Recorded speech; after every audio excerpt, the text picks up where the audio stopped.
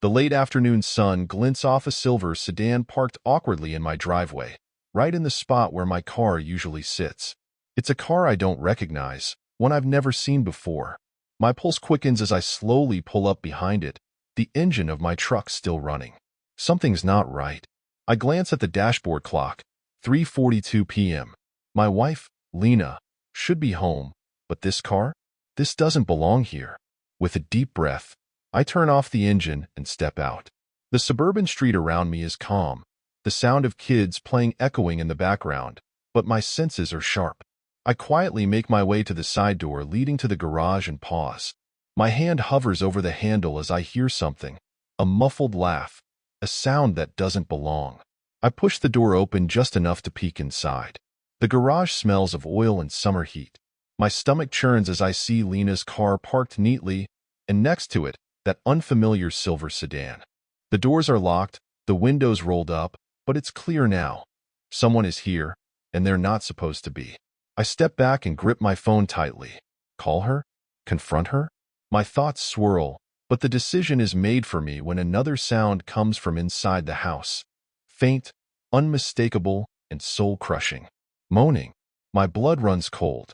My breath catches in my throat as the realization hits like a freight train. No, not her. Not Lena. I move toward the door leading into the house, my movements slow and deliberate. Every muscle in my body tenses, but I don't hesitate. The door creaks as I push it open. The sounds grow louder, confirming my worst fear.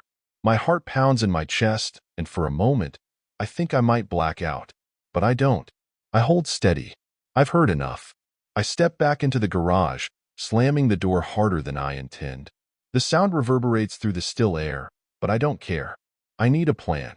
A way to make sure this betrayal doesn't go unanswered. My hand tightens into a fist. Lena won't see this coming. I walk back to my truck, the sound of gravel crunching under my boots grounding me, keeping me from losing it completely. My hands grip the steering wheel so tightly my knuckles turn white. The sounds from inside the house replay in my mind, taunting me, daring me to do something reckless. But I don't. Not yet. My breath steadies as a new thought takes root. Evidence. If I barge in now, I'll only get half the satisfaction. No. I need the whole picture, undeniable proof. I need to make them pay, to make this hurt for them as much as it's hurting me right now. I drive away from the house, forcing myself to focus. I need backup, tools to turn this betrayal into a weapon. As I park outside my friend Eric's electronics store, an idea starts to take shape. Eric's the guy who knows how to wire a place for sound and vision better than anyone else. I've helped him with a few side jobs in the past. Now, it's time to call in a favor. The door jingles as I step inside. The cool air a sharp contrast to the fire boiling inside me. Eric looks up from behind the counter, his face breaking into a grin. Tom, long time, man. What brings you here? I lean on the counter, lowering my voice. I need a favor, Eric. Something big. He raises an eyebrow. What's going on? I glance around, making sure no one else is within earshot. I need cameras. Hidden ones. Something small, high-res, and easy to set up. His grin fades, replaced by a concerned look. What's this about? I lean in closer, my voice like steel. Let's just say my wife has some extracurricular activities, and I need proof. Eric hesitates for a moment, then nods, his voice steady. Say no more. Follow me. He leads me to the back room, where shelves are stacked with everything from basic home security systems to high-tech surveillance gear. He pulls out a small box and places it on the table in front of me. This is the latest, wireless, motion-activated, with audio. Easy to hide. I nod, my jaw tight. Perfect. He hands me a bag with a few more items. Miniature mics, a laptop with monitoring software pre-installed, and a voice recorder. If you're serious about this, you'll want to cover every angle. Trust me, I'm serious. As I leave the store, a sense of grim determination washes over me. By the end of this, there will be no room for excuses, no chance for denials. Lena and her mystery lover won't know what hit them. Back in my truck, I set the bag on the passenger seat and take a moment to breathe. My reflection in the rearview mirror stares back, eyes hard and unyielding. I'm no longer the naive husband who trusted blindly. I'm a man with a mission, and I won't stop until justice is served. Tomorrow, the game begins. The next morning, I wake up before dawn, the house eerily quiet. Lena's still asleep in our room. The thought of her lying there, peaceful and unaware, makes my stomach churn, but I push the anger aside. I've got work to do. I move silently, grabbing the bag of equipment from the garage. The coffee brews quietly in the kitchen, the sound oddly comforting as I pull out the cameras and mics. I start with the living room, hiding one camera in the corner, nestled behind a row of books on the shelf. Its angle covers the entire couch. Perfect. The kitchen comes next. I attach a mic under the table where Lena and I used to share meals, now tainted by the knowledge of what's really been going on here. The irony isn't lost on me. Finally, I head upstairs to the master bedroom. My hands shake as I install 4 cameras, each one strategically placed to capture every inch of the room. One in the closet, another near the nightstand, one in the headboard, and the last tucked behind the curtain rod. It feels invasive, like I'm crossing a line, but then I remember the sounds I heard, the car in the driveway, and my resolve hardens. I double-check each setup, ensuring the feeds are live and transmitting to the laptop hidden in my home office. The software is simple to use, and within minutes, I see each room on the screen. The motion sensors activate perfectly. This isn't just preparation, it's a trap. By the time Lena stirs, I'm already downstairs, sipping coffee and scrolling through my phone as if it's any other Saturday morning. She enters the kitchen, her hair slightly tousled, wearing the smile that used to light up my day. Now, it feels hollow, like an act. "Morning," she says softly, leaning in to kiss me. I turn my head slightly, her lips brushing my cheek instead. She pauses, searching my face. "You okay?" "Yeah," I reply, forcing a smile. "Just tired." She pours herself a cup of coffee, her movements casual, almost too casual. It's hard to believe that this is the same woman whose voice I heard through the walls yesterday, whose secrets I'm about to expose. "I have a few houses to show this afternoon," she says, breaking the silence. "Might be home late." "Take your time," I reply, my tone neutral. "I've got some projects to finish around here." She nods, her eyes flickering with something. Relief, maybe? She's off the hook for another day. Or so she thinks. As she gets ready, I keep my distance, pretending to organize tools in the garage. When her car pulls out of the driveway, I step into the house and check the live feed on my laptop. Everything's working perfectly. Now, all I have to do is wait. I spend the morning pacing the house, the hours crawling by. My mind races with questions, with anger, but I force myself to stay calm. This is bigger than me now. It's about the truth. At precisely 12:47 p.m., the garage door opens. My heart pounds as I watch Lena's car pull in, followed seconds later by the silver sedan. My stomach tightens, but I don't move. I watch through the laptop as the door to the house opens, and there they are, Lena and her lover. He's tall, wearing a dark suit, his hand on her lower back as they step inside. She laughs, the sound like nails on a chalkboard. They make their way to the living room, oblivious to the cameras capturing every move. This is it. The trap is set, and now, it's time to catch them in the act. Through the live feed, I watch Lena and the man settle into the living room. Her laugh echoes faintly through the speakers, every sound a dagger to my chest. The man, wearing a confident smirk, pours 2 glasses of wine. My wine. The gall of it burns in my veins. They sit close on the couch, her legs tucked beneath her as she leans into him. It's the same couch where we celebrated birthdays, shared late-night movies, and sat with the kids. Now, it feels like a crime scene. I force myself to focus on the laptop, noting every movement, every word exchanged. The mics pick up their conversation clearly. "I can't believe we've pulled this off for so long," Lena says, her voice light and playful. "Well, you're worth it," the man replies, sliding a hand over her shoulder. "He's clueless." I grit my teeth. Clueless? I feel a surge of anger, but force it down. Let them think I'm oblivious. Let them believe they're safe. It makes what's coming next all the more satisfying. After a few minutes, they move to the kitchen. My jaw clenches as he pins her against the counter, their voices mixing with laughter and flirtation. She leans in close, whispering something that makes him chuckle. My hands tighten into fists, but I stay planted, glued to the feed. The cameras don't lie, and soon, I'll have everything I need. They don't linger in the kitchen long. The master bedroom beckons, and like clockwork, they make their way upstairs. As they disappear into the room, I switch to the bedroom feed. Every angle is covered. Every action is recorded. It's happening, right there, in the space that was supposed to be ours. I watch just enough to confirm the betrayal beyond any shadow of a doubt. The rest I can't stomach, but the cameras will keep rolling, capturing it all. I don't need to see every second. I already know enough to burn their lives to the ground. By 2:30 p.m., it's over. They return downstairs, their laughter a stark contrast to the weight crushing my chest.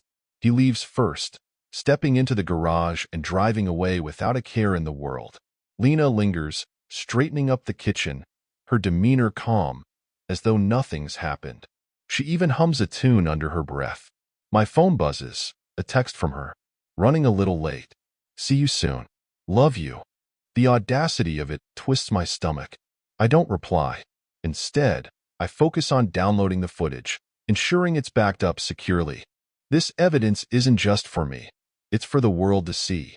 The house feels suffocating now, every corner tainted by what's just happened. I grab my truck keys, needing fresh air and space to think.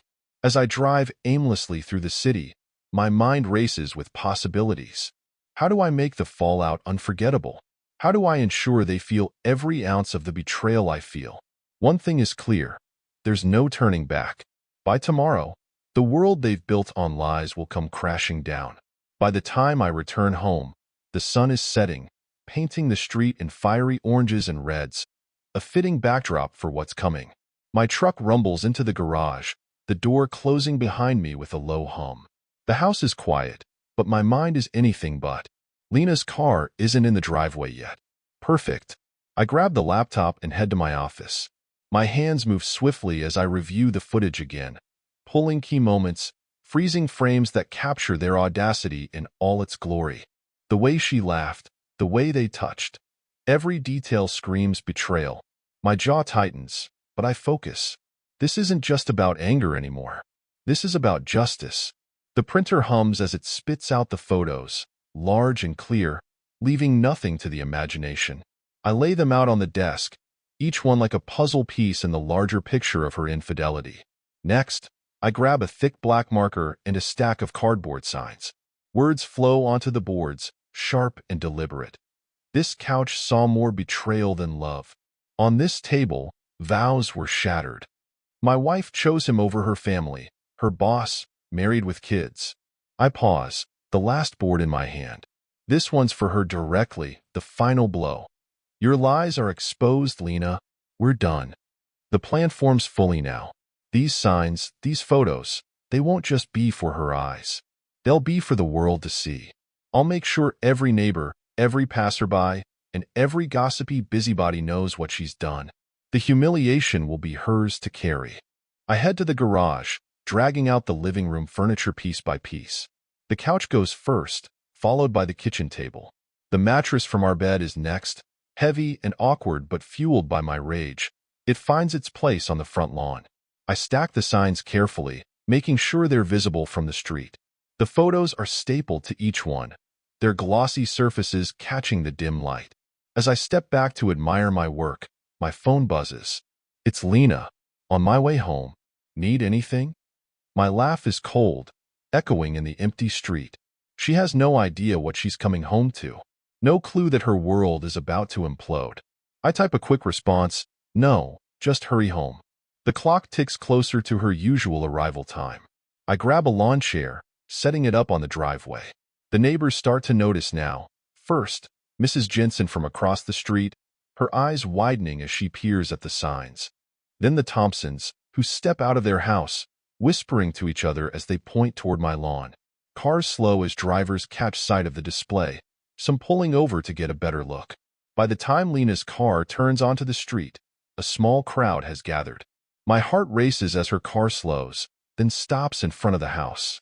Even through the windshield, I can see the confusion on her face. Then she sees the signs, the photos. Her hand flies to her mouth, her eyes wide with horror. She steps out of the car shakily, the color draining from her face. "Tom, what is this?" she whispers, loud enough for the growing audience to hear. I stand, folding my arms. My voice is calm but carries a weight that silences the murmurs around us. "This, Lena, is the truth. For everyone to see." Her knees buckle slightly, and for the first time, I see something real in her, fear. Lena stands frozen in the driveway, her eyes darting from the furniture on the lawn to the damning signs and photos stapled to them. The murmurs from the growing crowd only heighten her panic. Her breathing quickens as she takes a hesitant step toward me, her voice trembling. "Tom, can we talk about this? Please," she pleads, her hands clasped as if in prayer. I glance around at the gathering neighbors, their curious and judgmental stares drilling into both of us. The tension is thick, but I don't flinch. This isn't just about us anymore. This is about justice, about holding her accountable for what she's done. "Talk?" I say, my voice steady but cold. "You want to talk now, Lena? After everything?" She shakes her head, tears forming in her eyes. "Please, let's go inside. The kids, the neighbors, don't do this here." I take a step closer, forcing her to look me in the eye. "You didn't care about the kids when you brought him into our home, Lena. You didn't care about me. So why should I care now?" Her face crumples, and she glances around, her shame fully visible. The neighbors watch in silence, some with phones out, capturing the scene. The humiliation is sinking in, and I can see it breaking her piece by piece. "Tom, I made a mistake. I'm sorry. I never wanted to hurt you," she stammers, her words coming out in gasps. "A mistake?" I snap, my voice rising. "A mistake is forgetting an anniversary or burning dinner. What you did, Lena, that wasn't a mistake. It was a choice. Over and over again." Her tears spill over now, and she steps closer, reaching for my arm. "Please, let's fix this. I love you." I pull back, her touch like poison. "Love? You call this love?" I gesture to the photos, the furniture, the crowd. "If this is love, Lena, I want no part of it." The crowd shifts uneasily, sensing the weight of the moment. A few neighbors whisper, but no one dares to interrupt. Lena's sobs grow louder, and she falls to her knees on the driveway, her hands covering her face. It's a pitiful sight, but I feel no pity. "Get up," I say coldly, leaning down so only she can hear me. "You're not the victim here, Lena. I am. Our kids are." She looks up at me, her mascara smudged, her face pale. "What about them? What about Ethan and Lily? They need us, Tom. Both of us." Her words hit a nerve, but I don't let it show. "They'll have us, but not like this. Not as a lie. You made sure of that." For a moment, it feels like time has stopped. The neighbors are still watching, their phones still out, but my focus is on her. The woman I thought I knew. The woman who shattered our family for what? A fling? A thrill? She opens her mouth to speak, but I cut her off. "You can pack your things and leave tonight, or you can wait for the papers I had drawn up this morning. Either way, Lena, we're done." Her sobs turn into wails, and she buries her face in her hands. The sound is raw, but it doesn't move me. This is the end, and she knows it. Lena remains on her knees in the driveway, her wails echoing in the cool evening air. The crowd has grown, with more neighbors stepping out of their homes, some standing with arms crossed, others whispering amongst themselves. I glance around, feeling the weight of their stares but not caring. They're not my audience. She is. "Get up, Lena," I say flatly, my voice cutting through her sobs. "If you want to save what little dignity you have left, get up." She wipes at her face with shaking hands, mascara streaking her cheeks. Slowly, she rises to her feet, swaying slightly as if the weight of the truth is too much to bear. Her eyes dart toward the signs again, and she lets out a broken, desperate laugh. "This," she chokes out, gesturing to the lawn. "You think this is going to solve anything, Tom? You think humiliating me in front of everyone fixes what's broken?" I step closer, my voice low but sharp. "Fixes? No, Lena, This isn't about fixing anything. This is about consequences. Something you've conveniently ignored for months. She shakes her head, her eyes wild. You don't understand. Oh, I understand perfectly. I cut her off, my tone icy. You made your choices, and now you'll face them. The crowd stirs as another car pulls up. It's a sleek black sedan, parking at the curb. My heart races as I see who steps out him. The man who destroyed my family.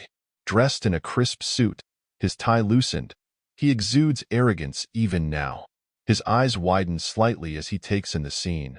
But he recovers quickly, his expression turning to one of controlled anger. What the hell is this? He demands, his voice loud enough for everyone to hear. I turn to face him, my stance firm.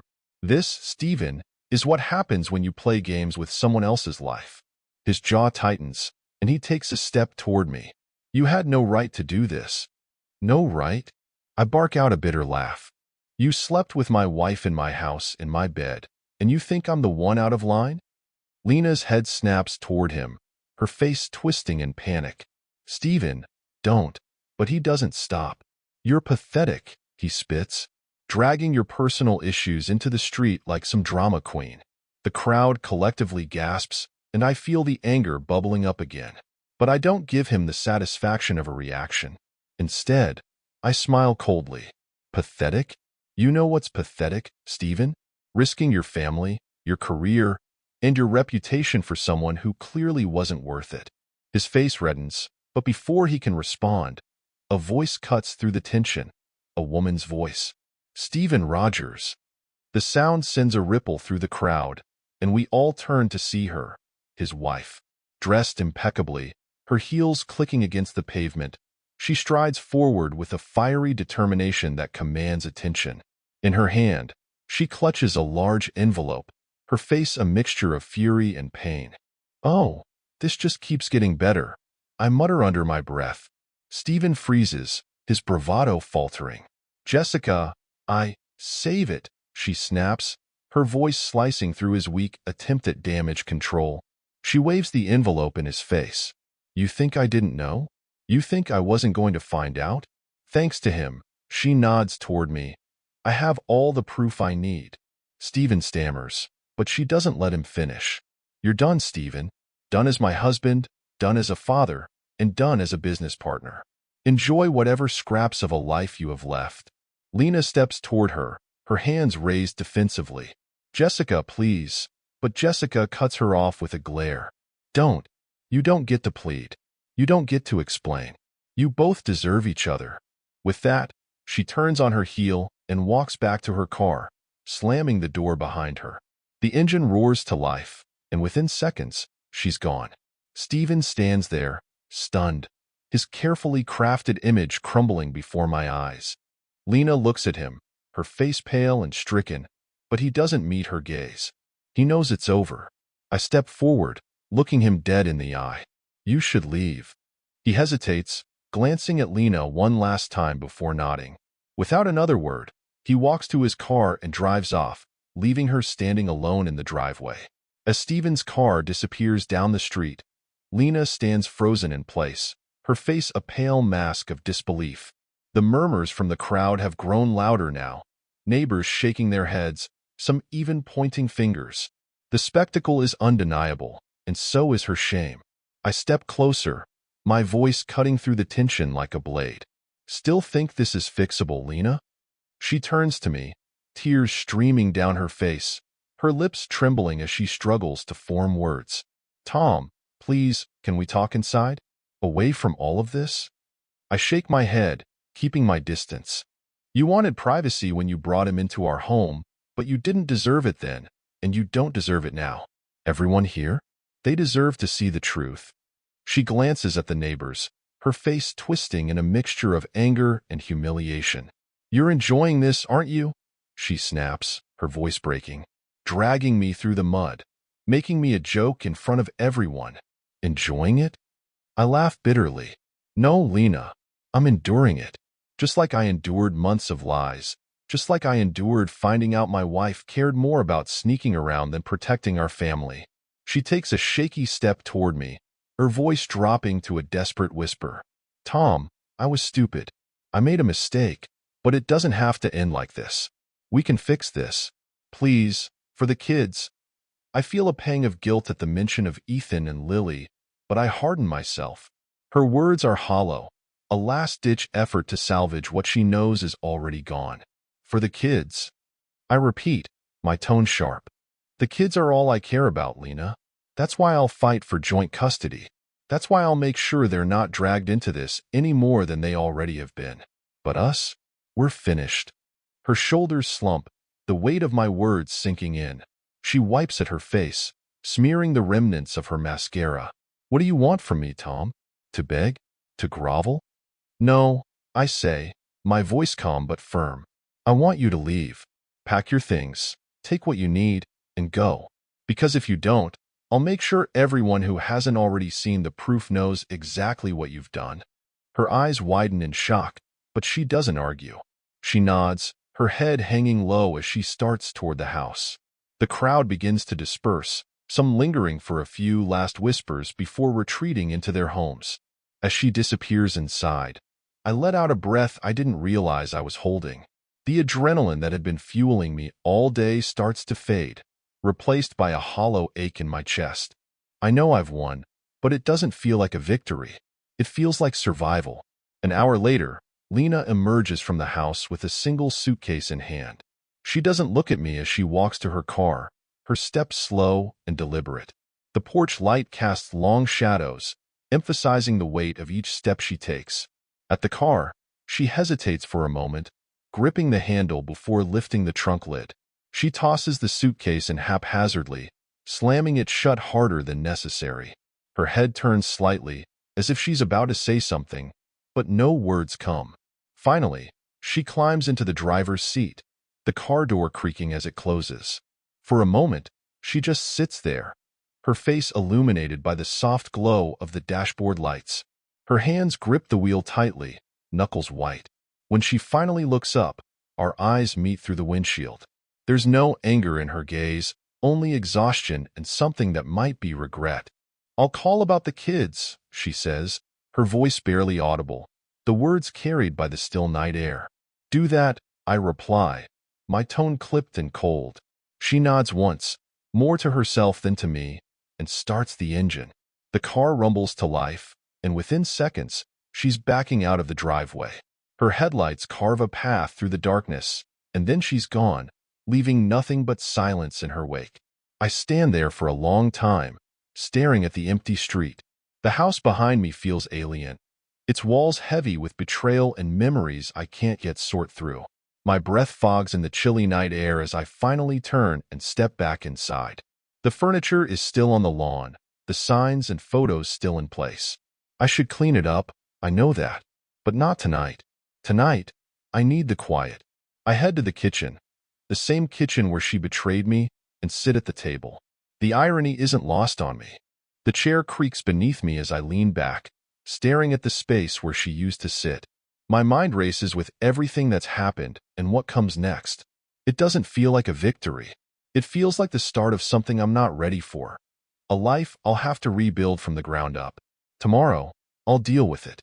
Tomorrow, I'll figure out the next step. But tonight, I sit in the silence, staring at the cracks in the life I thought was perfect. The morning comes too quickly, dragging me from a restless sleep. The sunlight filters through the kitchen blinds, casting long shadows across the table where I fell asleep last night. My body feels heavy, like I've aged decades in just a few hours. But the day demands action, and I have no time to waste. I pour myself a cup of coffee, the bitter taste grounding me. My mind races with everything that still needs to be done. The divorce papers are already prepared. The evidence is backed up and secured. But there's one last thing to address, the fallout for Stephen Rogers. I sit at my laptop, staring at the folder labeled Betrayal. Inside are the damning videos, audio recordings, and photos. Every sordid detail of their affair is neatly cataloged, a testament to the lengths they went to hide their betrayal, and to the truth they couldn't escape. Stephen isn't just a man who destroyed my family. He's a business owner with a reputation to uphold. His actions have consequences, and I intend to deliver them. I draft an email, keeping it short and to the point. The recipient? Stephen's business partners. Subject: critical information regarding Stephen Rogers' conduct attachment. Betrayal.zip message. Dear Rogers Realty Partners, I regret to inform you that Stephen Rogers has been engaging in behavior that could significantly damage the reputation of your company. Attached are recordings and documentation that substantiate this claim. I trust you will take appropriate action to protect your interests. Sincerely, Thomas Martin. My finger hovers over the send button. A part of me hesitates, the remnants of the man who believed in second chances whispering in my ear. But I silenced that voice. Stephen made his choice, just like Lena did. Now, he'll live with the consequences. I click send. The email is out of my hands now, and so is my connection to the man who ruined my life. I sit back, staring at the screen. My pulse slows, a strange sense of calm washing over me. It's not satisfaction, it's something deeper. Control. For the first time in days, I feel like I'm steering the ship again. The rest of the day is a blur of phone calls and paperwork. I meet with my lawyer to finalize the divorce petition, ensuring every detail is ironclad. Joint custody for the kids, a fair division of assets, at least as fair as it can be when trust has been obliterated. By late afternoon, I'm back home. The furniture and signs are still on the lawn, but now they feel like relics of a battle I've already won. I haul the pieces inside one by one, my muscles aching with each trip. The mattress, the table, the couch. Each item carries memories I'd rather forget, but I push through. They're just objects now, stripped of their meaning. As I finish, the doorbell rings. I open it to find Mrs. Jensen, my neighbor from across the street. Her eyes are kind but curious, her hands clutching a plate of cookies. "Tom," she says softly, her voice filled with concern. "I just wanted to check on you. Yesterday, well, it seemed like a lot." I nod, offering a faint smile. It was, but I'm handling it. She glances past me, into the house. "If you need anything, don't hesitate to ask. I mean it. We're all here for you."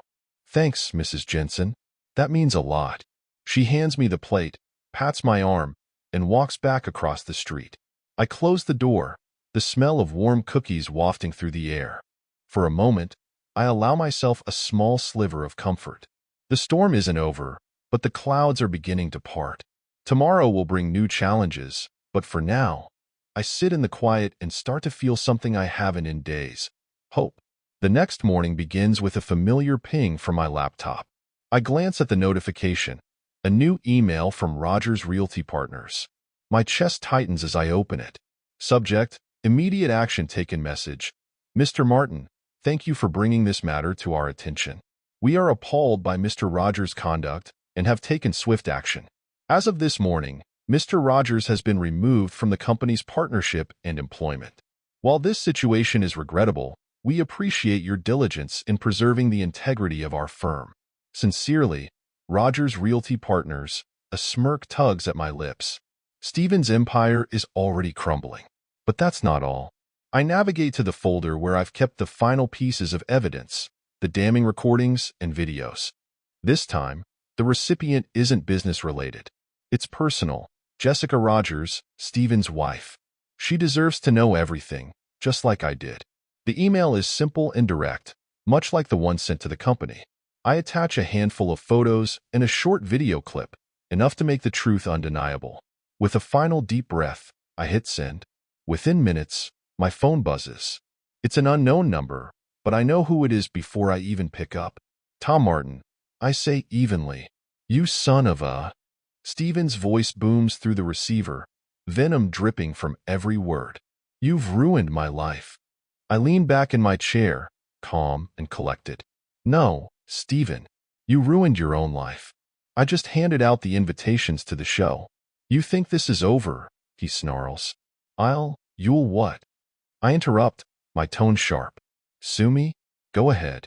I've got enough evidence to bury you in court. Or maybe you want to explain to Jessica and your kids why this all happened in the first place." There's a pause on the line, the weight of his predicament sinking in. When he speaks again, his voice is quieter, almost pleading. "You didn't have to do this."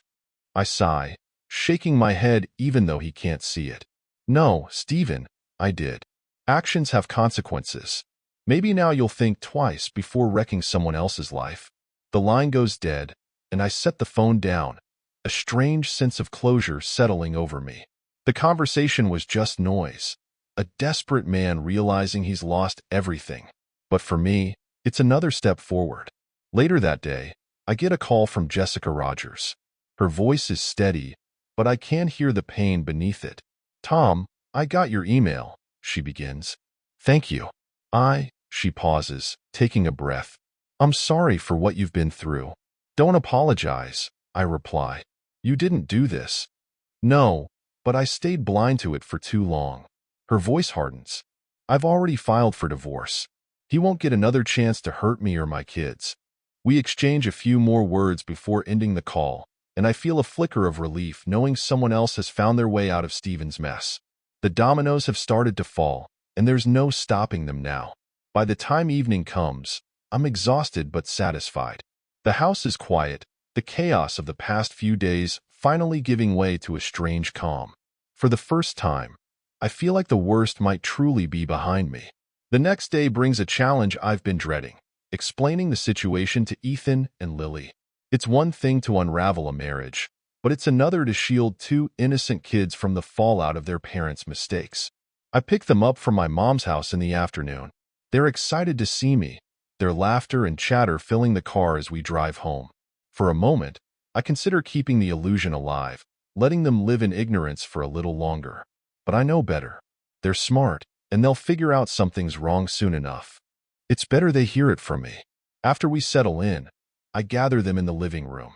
The weight of what I'm about to say feels suffocating, but I remind myself that my love for them is bigger than my fear. "Hey, guys," I begin, my voice soft but steady. "There's something important we need to talk about." Their bright eyes meet mine, curiosity replacing their usual playfulness. Ethan, the older of the two, furrows his brow. "Is everything okay, Dad?" I nod, swallowing hard. "It will be, but things are going to change."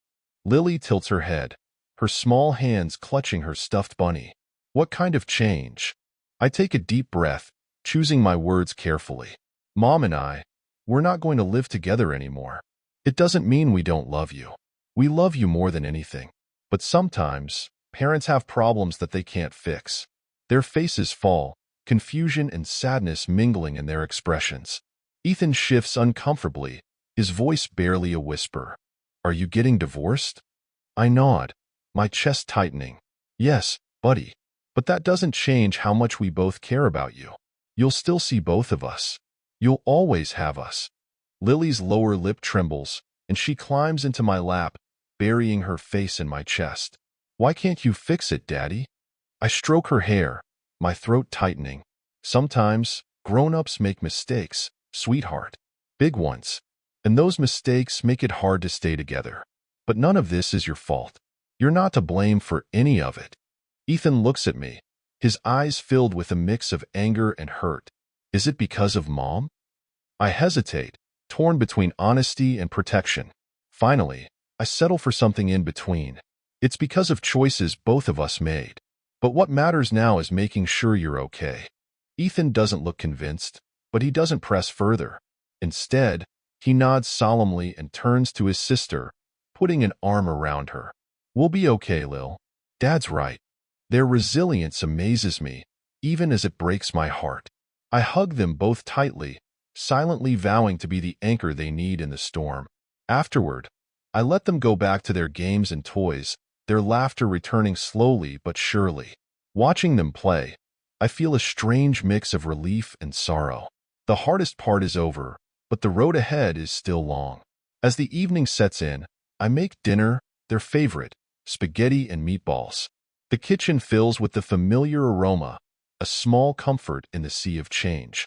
When we sit down to eat, Ethan cracks a joke about how I always burn the bread, and for the first time in days, I laugh. We'll get through this. Together. The next morning, the house feels different. Lighter, somehow. It's the first day of a new chapter, one I didn't ask for, but one I'm determined to own. The kids are still asleep, their soft breathing a reminder of what matters most. Whatever happens next, they'll always come first. I sit at the kitchen table with a cup of coffee, staring out the window. The neighborhood is quiet, the chaos of the past few days reduced to whispers and distant memories. But my mind races, already plotting the next steps. The first call I make is to the school. I inform them of the changes at home, ensuring they'll keep an eye on Ethan and Lily.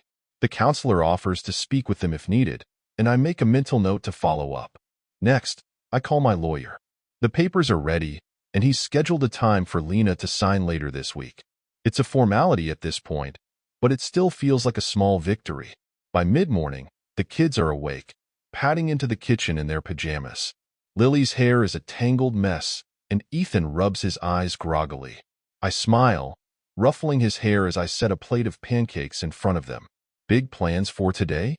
I ask, trying to keep the tone light. Can we go to the park? Lily asks, her face brightening. Yeah, and can we get ice cream after? Ethan adds, a hopeful grin spreading across his face. Sure, I say, my heart lifting at their excitement. Whatever you guys want. The day passes in a blur of swings, slides, and sticky fingers covered in melted ice cream.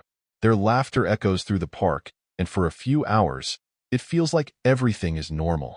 I cling to those moments, knowing how precious they are. Later, as the sun sets, I tuck them into bed.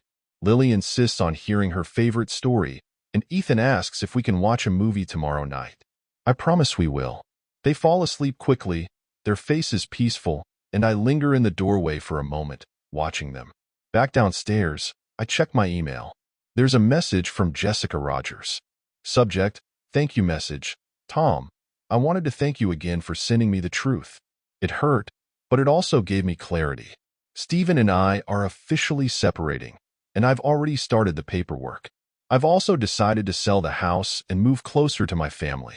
This isn't the life I wanted, but it's one I can rebuild. I hope you find the same strength. Best, Jessica. I sit back, rereading her words. It's strange, but knowing she's taking steps forward gives me a sense of peace. We've both been through hell, but maybe there's a way out after all. As the house settles into silence, I grab a notepad and start jotting down plans for the future. Budget adjustments, schedules for the kids, even personal goals, things I haven't thought about in years. It's a small step, but it's something. For the first time in what feels like forever, I allow myself to hope, not just for survival, but for something more. A life worth rebuilding. The following afternoon, as I finish organizing some old boxes in the garage, my phone vibrates on the workbench. I glance at the screen. It's Lena. My jaw tightens as I hesitate before answering. What is it, Lena? I ask, keeping my tone steady but detached. Her voice is soft, almost tentative. Tom, can we talk? I need to see you. I close my eyes briefly, suppressing the flood of emotions her words bring. About what? The papers are ready, and everything else is handled. It's not about the papers, she says quickly. It's about us. About the kids. I made a mistake. An awful, unforgivable mistake. But I need to explain. Please, Tom, just hear me out. I don't respond immediately. My instinct is to tell her no, to slam the door shut on any chance of reconciliation. But something in her voice, desperation, maybe, makes me pause. Fine, I say finally. Tonight, after the kids are in bed. Thank you, she says, her voice breaking slightly. I'll come by around 8. The call ends, and I toss the phone onto the bench. My mind churns with what she might say, but I shake it off and return to organizing. Whatever she's hoping for, I won't let it derail the progress I've made. At precisely 8, her car pulls into the driveway.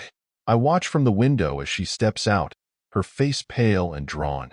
She's carrying a small box, and my chest tightens as I wonder what's inside. Memories, maybe? Tokens of the life we once shared? I open the door but don't invite her in. What do you want, Lena? She hesitates, glancing at the box in her hands. Can I come in? Just for a few minutes. I step aside reluctantly, watching as she walks into the living room and sets the box on the coffee table. She sits on the edge of the couch, her hands clasped tightly together, her eyes fixed on the floor. I know I don't deserve this, she begins, her voice barely above a whisper. I know I destroyed everything we built, but I want you to know it wasn't about you. I crossed my arms, leaning against the wall.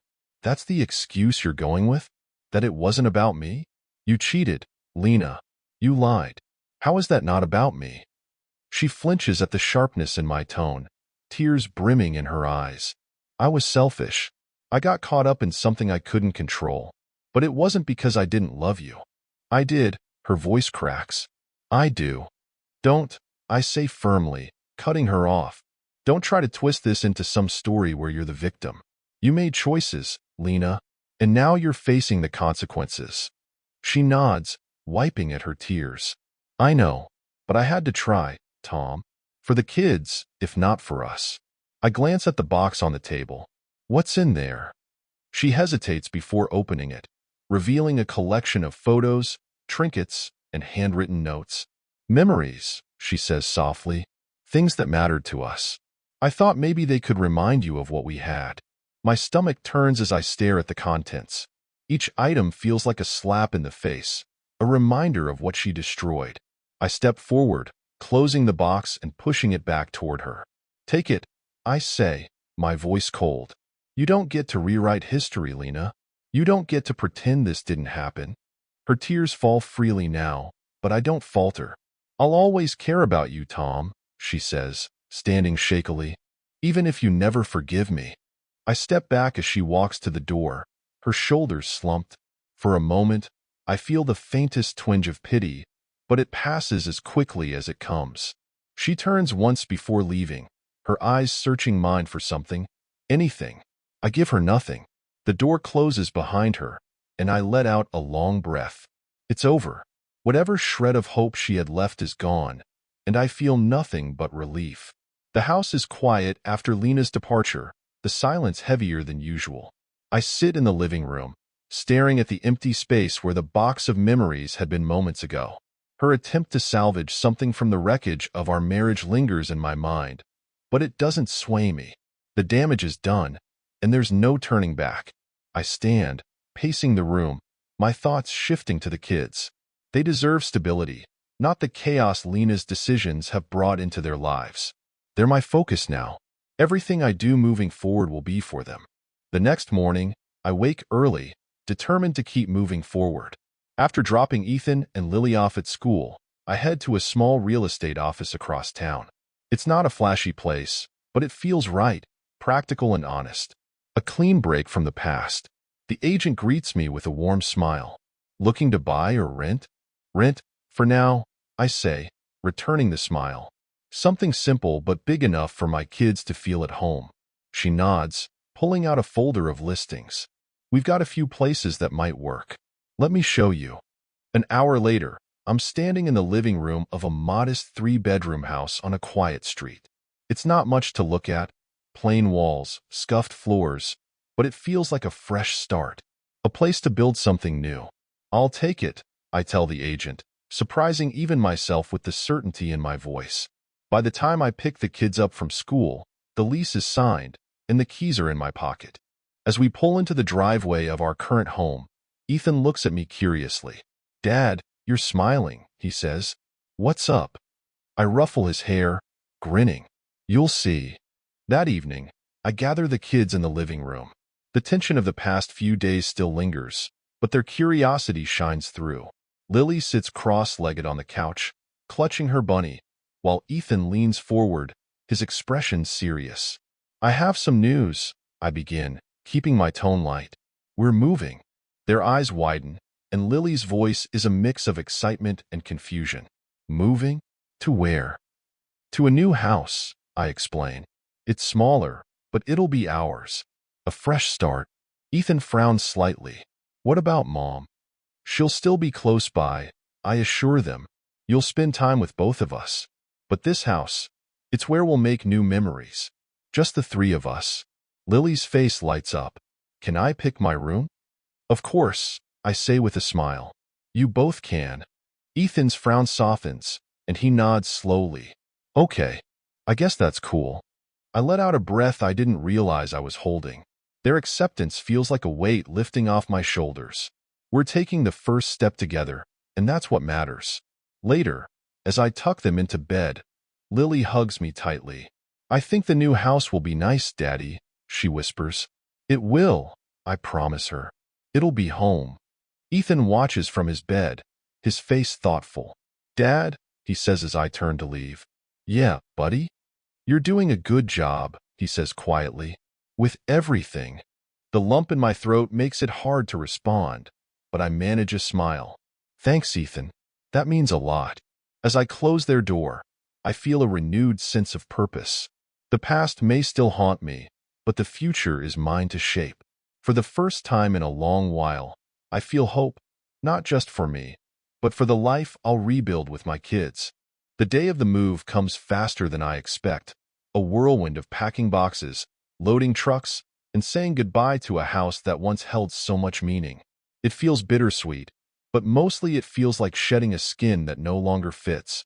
As I close the door behind me for the last time, I take one final look back, letting out a long, steady breath. Time to move forward, I murmur. The new house is simple but welcoming. The kids run through the empty rooms, laughing as they claim their spaces. Lily immediately declares her room the Princess Tower and begins planning how she'll decorate it. Ethan, ever practical, surveys his room with a critical eye before nodding in approval.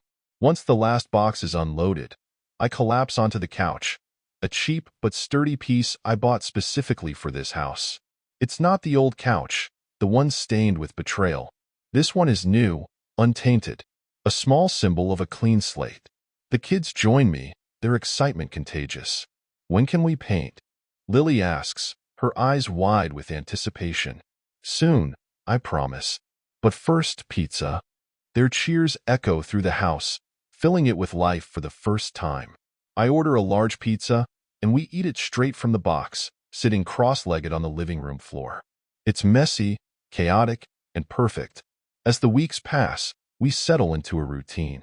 The house begins to feel like home, each room filled with laughter, warmth, and new memories.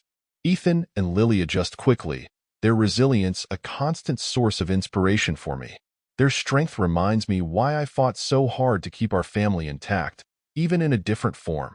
I focus on building something for myself too. Work becomes a welcome distraction, and I start exploring hobbies I'd abandoned long ago. I even reconnect with old friends, people I drifted away from during the years I was consumed by my marriage. Slowly but surely, I begin to feel like myself again.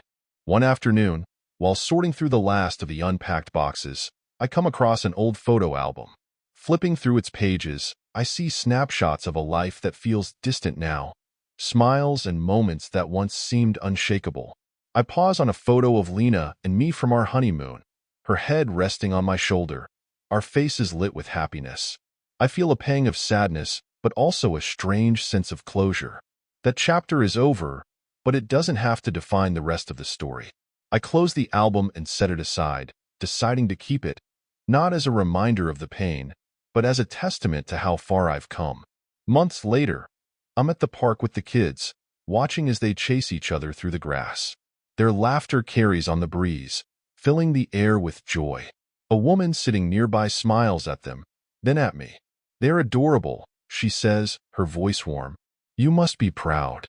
"I am," I reply, meeting her gaze. There's a kindness in her eyes, and for the first time in a long while, I feel a spark of something I thought I'd lost. We talk for a while, the conversation easy and natural.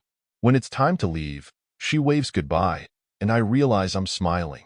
It's a small moment, but it feels significant, like a door opening to possibilities I'd shut out for too long. As the kids and I walk back to the car, Ethan looks up at me. "You look happy, Dad." I glance down at him, ruffling his hair. "I think I am." Driving home, the setting sun bathes the world in gold, and for the first time, I don't feel the weight of the past. Instead, I feel hope, a bright, unrelenting hope for the future that's finally mine to reclaim. Thank you for joining this journey of redemption and growth. What would you have done in Tom's shoes? Share your thoughts in the comments, and don't forget to like, share, and subscribe for more stories like this. See you in the next one.